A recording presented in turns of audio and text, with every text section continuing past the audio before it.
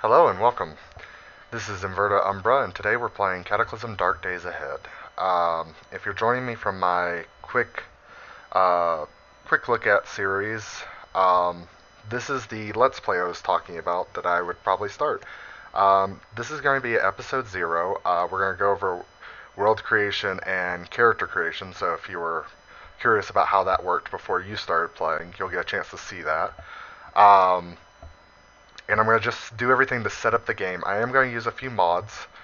Um, some of the mods I'll be using, I am a big fan of the old kind of zombies, the ones that are slow but deadly when you get mired in them or when there's a lot of them. So I usually like to go through slow zombies.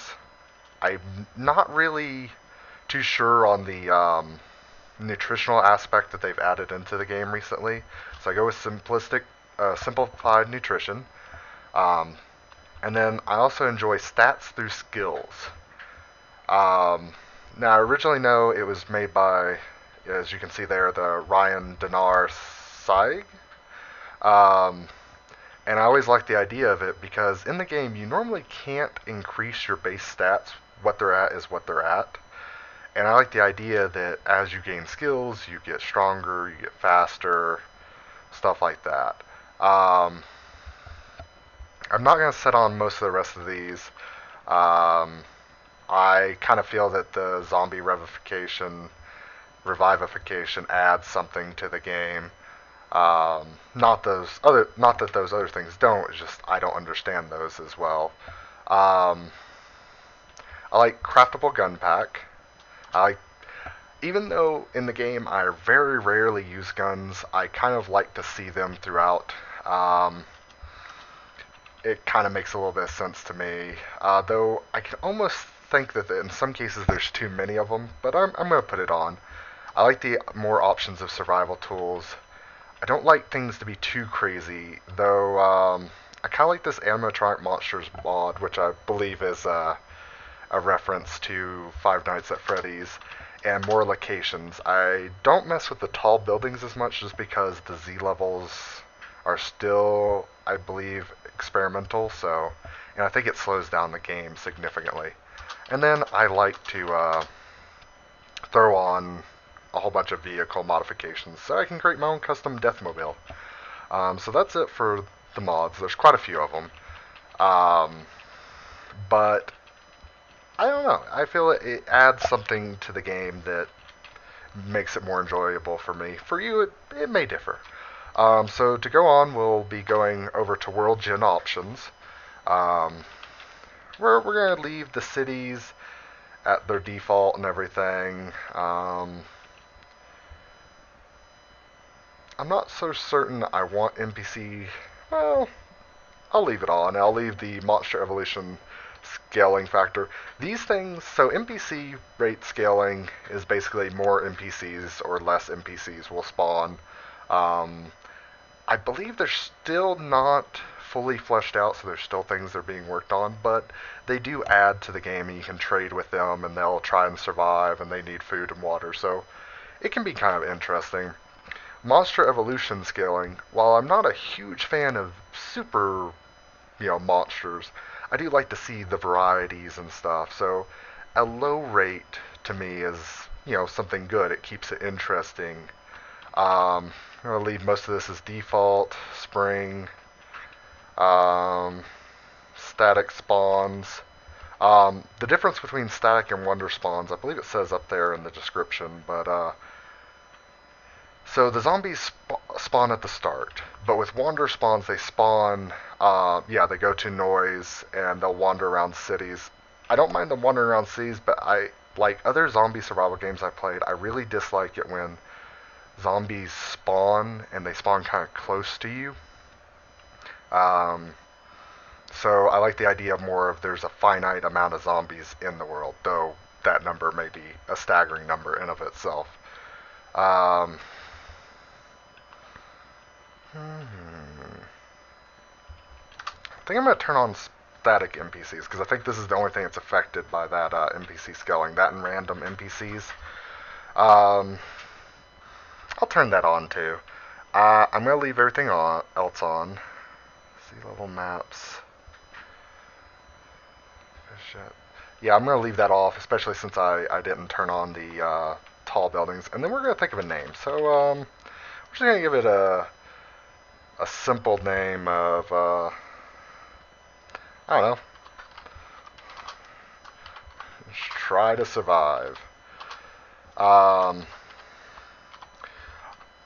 like I said in the end of my quick look at series, I am not an expert at this game, so I feel that I'm going to probably die a lot. And I just realized I misspelled that.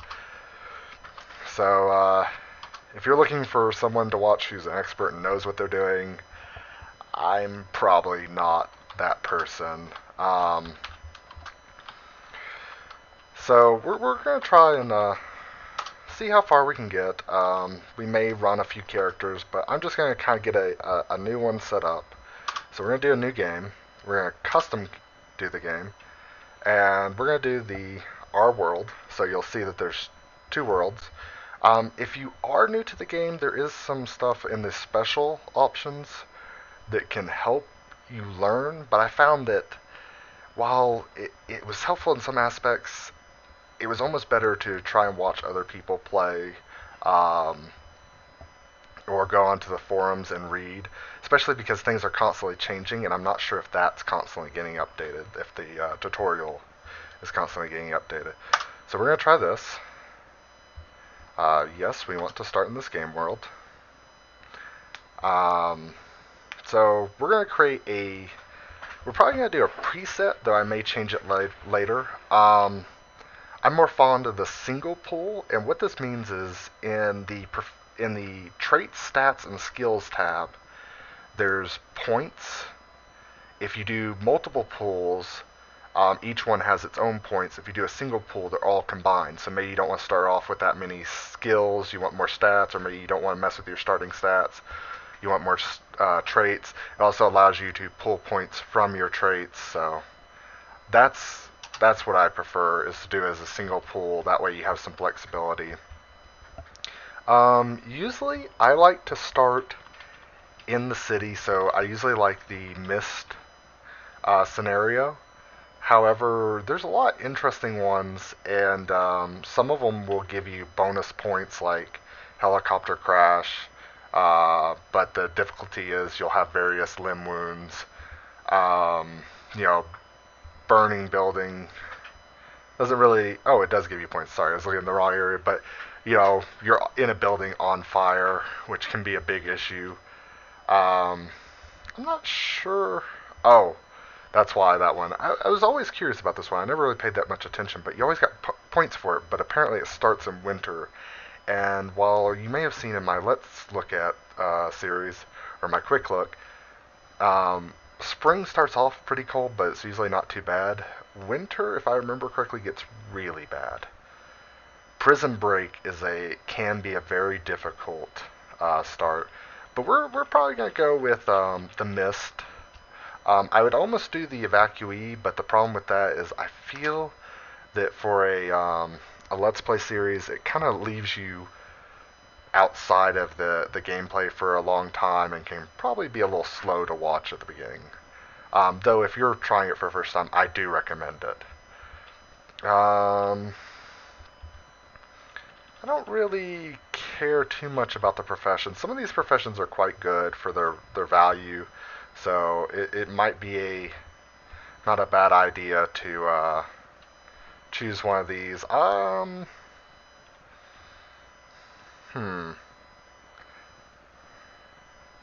Jumpsuit. I kind of like the idea of.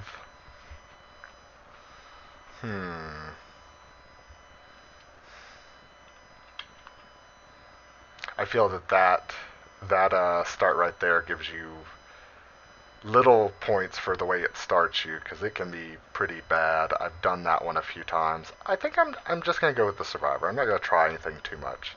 And now here is the traits I've talked about before.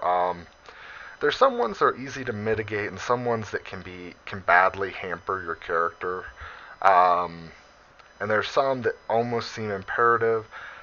I I kind of have. I probably don't have the best view. Like I don't choose always the best ones, but I generally like to choose something like addictive personality, um, things like a lightweight and jaw, which they're kind of easy enough to mitigate, but they still do add like a level of danger. The addictive personality is not too bad, but glass jaw, if your head has lower damage resistance or it takes more damage, it's easy to mitigate if you can get something like a biker helmet or something.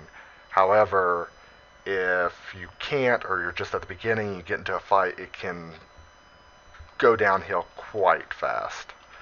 Um, so some of the traits, especially for new people, that I personally would recommend, quick is a good one. Night vision is a good one. Um, I personally like fast reader, but that's kind of a personal uh, pick. And there's some other ones that can be useful, but it's up to the individual. But I do recommend, especially for people just starting out, there's a bit of advice on the forums you'll find is go out at night to search for stuff and spend the day, sleeping and training and stuff like that. Just so, because zombies can't see at night unless you give them the night vision mod, um, and that gives you an advantage to be able to loot without too much worry, as long as you don't make too much noise. And night vision allows you to see much easier at night. Um, Oh, and the other one I like to get is heavy sleeper. And so I just like to balance out the negatives and positives. You could obviously stretch it to be much more variant. Like you could have a full negative 12 perks and then do a full set of positive perks, or you could just do a whole bunch of negatives and then put the rest of the points in your stats. I, it's up to your own playstyle. This is what I'm going for right now, though I may change it in the future.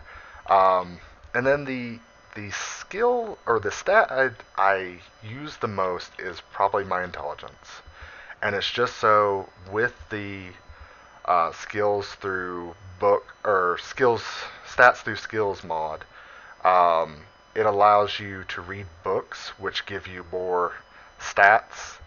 Um, However, it's not entirely necessary, and you can increase your intelligence through gaining skills such as, I believe, the medical skill and electronics increase it. I'm not 100% on that. Also, speech and the bartering ones, but I'm not 100% on that. That's just kind of how I like to roll it. And then I don't usually pick any skills. However, if you're just starting out, I highly recommend dodging. Having 1 point of dodging can save you from so many things. And once you have 1 point, it's easy to kind of get more points in it. I'm going to forego that. Other ones you might want to go for, I've seen some people recommend firearms just as a backup or emergency. Um, Most of the rest you can just pick up. And let's see. So we need a name. I'm also going to save this template. And I'm going to call this template a number one special. Nah. Let's call it